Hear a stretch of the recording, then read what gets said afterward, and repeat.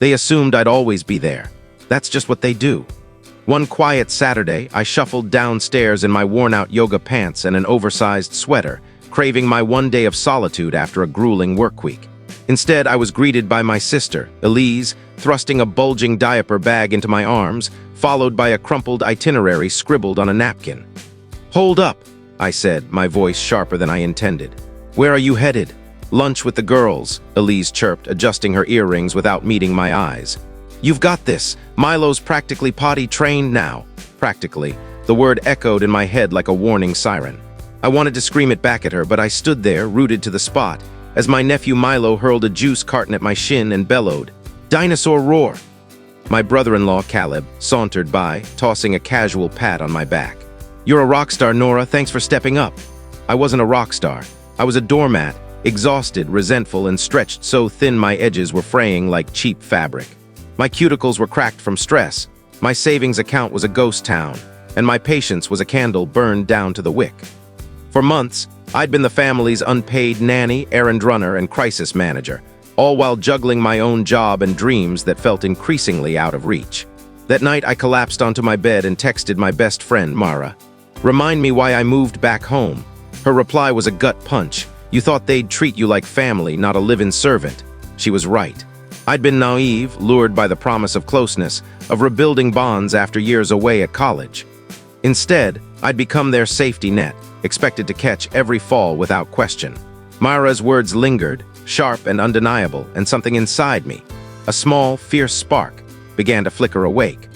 A week later, I dragged myself home from a double shift to find Elise lounging in the kitchen, scrolling through her phone while Milo smeared bright blue finger paint across the stainless steel fridge. Not on paper, not on a canvas, on the actual fridge. "Hey," I said, dropping my bag with a thud. "Where's Mom?" Elise didn't even glance up. "Nail appointment," she said, "dinner's in the oven." "Oh, and Caleb needs you to watch Milo tomorrow." I blinked, my brain stuttering. "What? Just for a few hours," she said, waving a hand. "We've got a thing." I didn't ask what thing. I'd heard it all before, test driving a sports car they'd never afford, hitting up a trendy bar for bottomless mimosas, or running errands that mysteriously took all day. My jaw clenched, but I swallowed the words I wanted to say. Fighting felt pointless. I told myself it was temporary, that I could handle it. But deep down, something was cracking, a dam under too much pressure, ready to burst. The dam finally gave way the night I overheard them plotting. I wasn't trying to snoop, I swear. I was just passing through the hallway, my socks silent on the hardwood, when my name floated through the air. My family's never mastered the art of whispering, so I paused, heart pounding, and listened. Elise's voice smug. "I still can't believe Mom's footing the bill for the cruise." Caleb laughing. "Yeah, she called it a reward for surviving this hellish year." Elise, "We deserve it, and the best part, we don't even have to drag Milo along."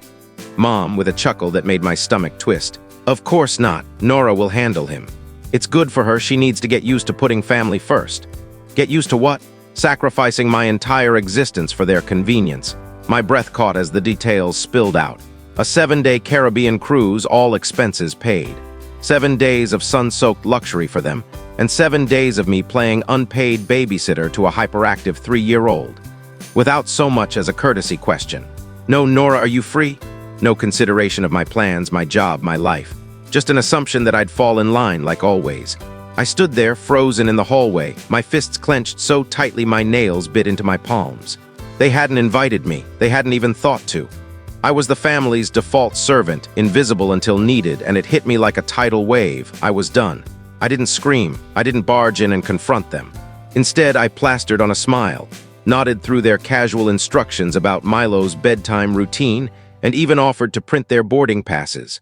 But behind that smile, I was plotting my escape. See, I'd been quietly funneling money into a secret savings account, a habit from my college days when I was too broke for therapy but too stubborn to break. It wasn't much, but it was enough. Enough for a plan.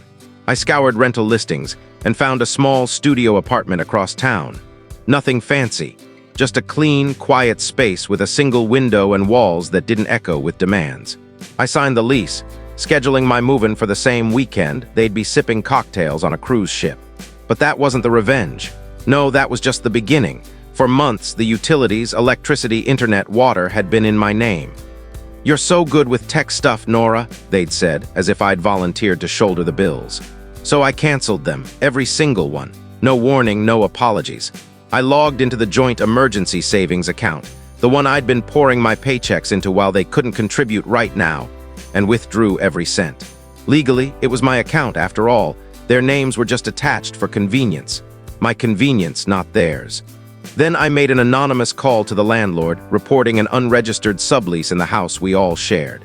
And for good measure, I sent a detailed, professional email to Child Protective Services, outlining concerns about a household with inconsistent parenting, an unstable couple, and a toddler frequently left with non-guardians. Was it extreme? Maybe. But if they wanted to treat me like hired help, they'd forgotten one crucial detail. The help knows where the power switch is. The morning of their departure arrived. They bustled around, tossing suitcases into Dad's borrowed SUV, kissing Milo goodbye with theatrical hugs, as if they were heading off to war instead of a luxury vacation. Caleb had the audacity to say, "Make sure Milo naps at noon, Nora. He's a nightmare without his schedule." I nodded, my face a mask of compliance. Got it. But Milo wouldn't be napping at home that day, and neither would I. I'd packed my car in the pre-dawn darkness, my laptop, my succulents, a few boxes of clothes, and the last scraps of my dignity. By 5:30 a.m., I was gone.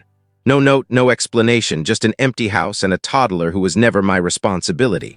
I didn't leave Milo alone, though. I'm not a monster. On my way out of town, I dropped him off at his maternal grandmother's house, a kind woman who'd always offered to help but was rarely taken up on it. I handed her Milo's favorite dinosaur blanket and a quick explanation. "Elise and Caleb had an emergency. Can you watch him for a few days?" She nodded, no questions asked. Milo was safe. I was free. By the time their cruise ship docked in the Bahamas, the house was a disaster. The power was off, plunging the place into darkness. The fridge was a rotting mess, food spoiling in the heat.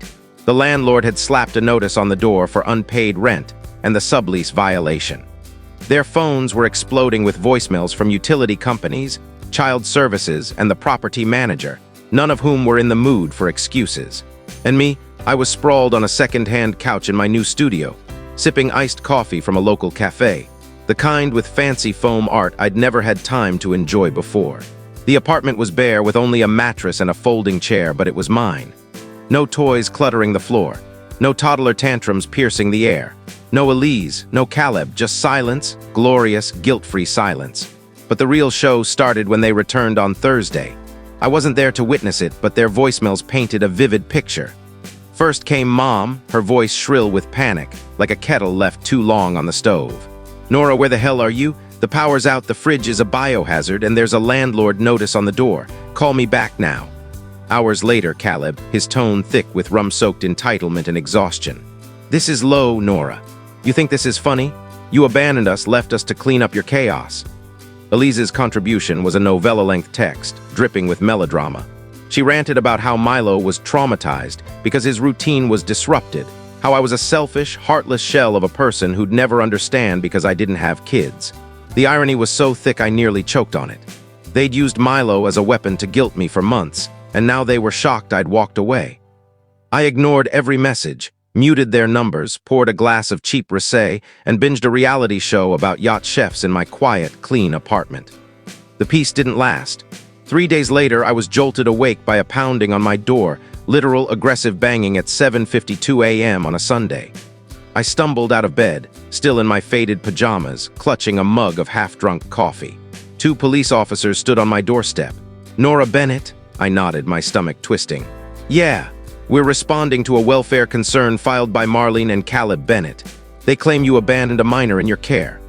I laughed, a hollow, bone-tired laugh that only comes from years of being gaslit by the same people now trying to sick the authorities on you.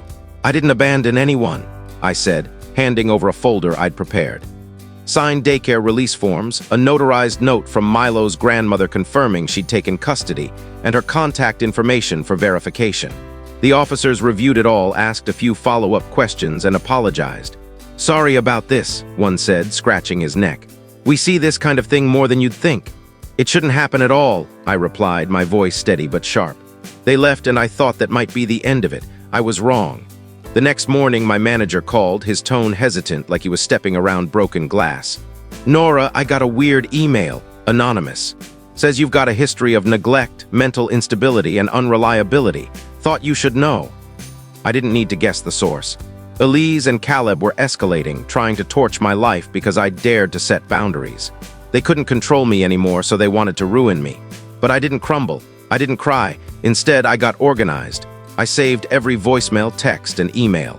I took screenshots, logged dates, and even recorded the conversation with the officers with their consent.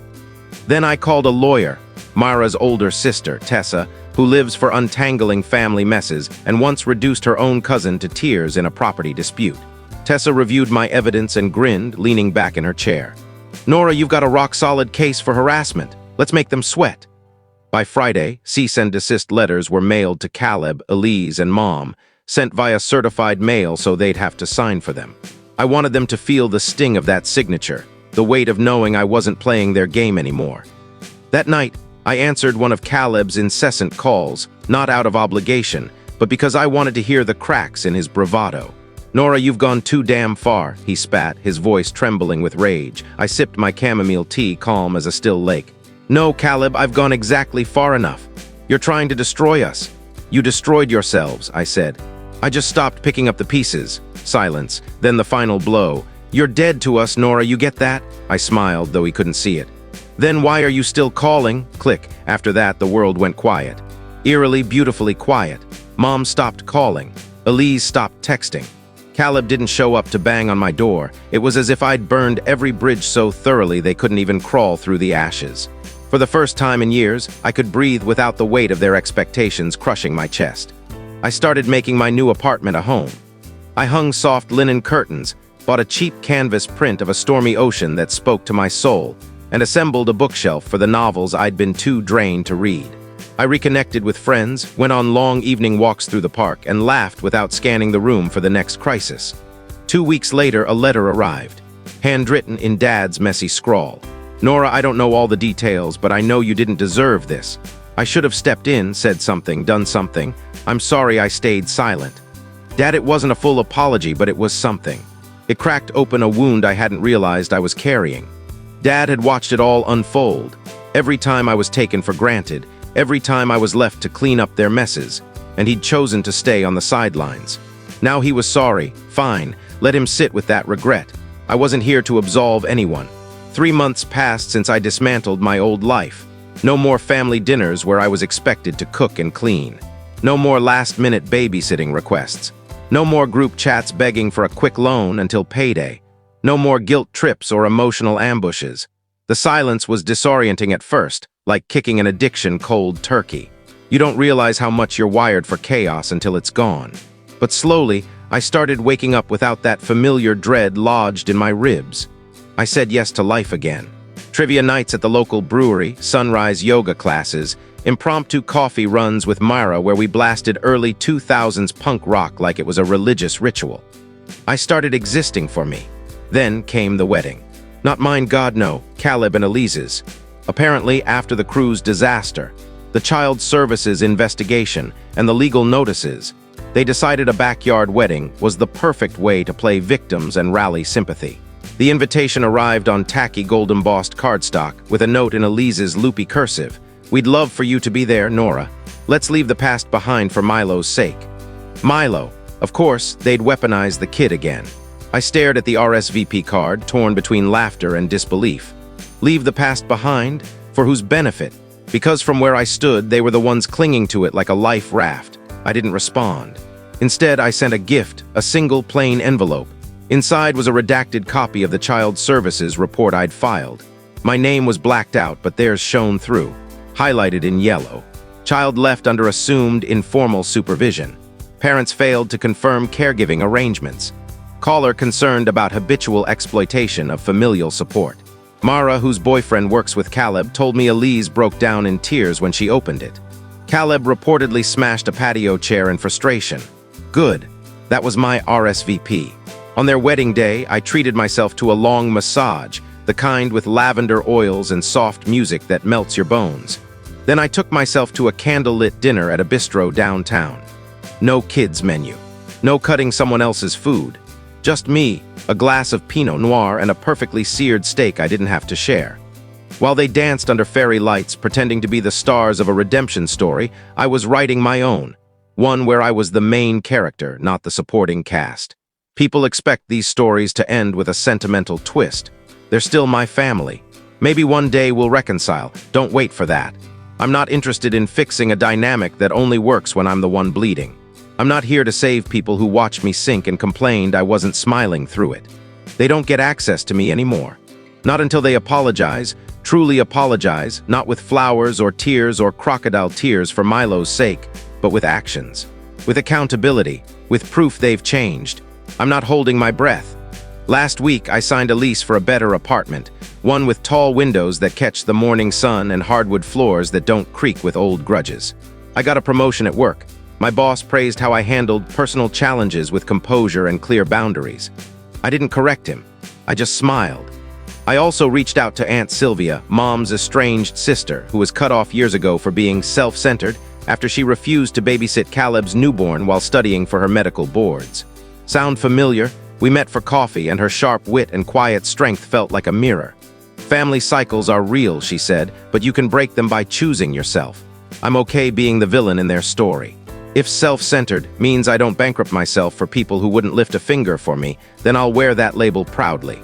If dramatic means I refuse to let abuse hide behind family duty, I'll write the whole script. And if heartless means I'd rather be alone and at peace than surrounded and resentful, then I'll take solitude any day.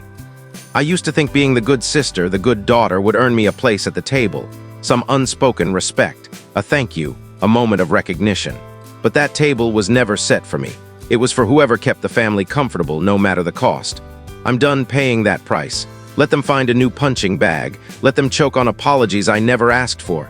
Me, I'm busy. I'm building a life that's mine, brick by brick, choice by choice. And no, I don't regret walking away. My only regret, waiting so long to realize I was never obligated to stay.